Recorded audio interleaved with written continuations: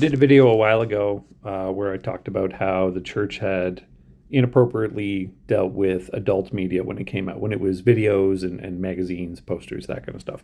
How they treated it like lust when really it's idolatry, and how that dichotomy is important. How if you treat it one way and not the other, that there's assumptions that get made about it, that kind of stuff. But it got me thinking: what happens to the guys who got told that the thousands of image files and pictures, what happens to their kind of like how they think about actual women in their life or actual people in their life?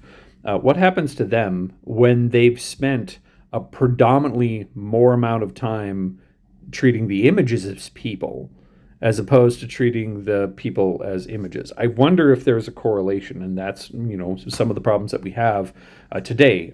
You look around and there's this looming kind of threat of like the birth rate declining and stuff. It's like, well, yeah, like we told a generation or two of dudes that pictures were people, and they weren't people, and they had way more exposure to like multiple versions of those people in kind of like a sexual setting while using adult media. They had way more exposure that way than they would with their normal social circle. So like how they interacted with pictures thinking that they were people because the church told them, hey, that's lust, those are people. That would influence how they view everything at that point. And it would kind of hamstring it because then all the actual people in your life start getting treated like the pictures that you're treating like people.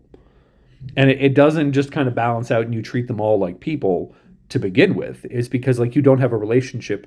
You're not in the presence. There's no body language. There's a ton of different things that are different from like looking at this on a screen, like looking at an image or a video file or a GIF with a hard G on a screen. There's an entirely different thing. There's the whole aspect of smell, like the whole aspect of smell out. Like I wore cologne to get the feeling right. Blink 182 was right, but like yeah, like we taught a generation of guys to look at adult media and say that's lust because those are people when they weren't people. They were images, and they got trained there to deal with like a fraction of the actual people that they could have actual relationships with in real life. And I think that bled over, and that's what's causing problems. There's no way to prove this. There's absolutely no way to prove this. Is like tinfoil hat conspiracy. But yeah, like you can't smell any naughty pictures on the internet. But like when a girl comes over and she's wearing perfume because she knows that it's going to work on you, well, it works on you, right?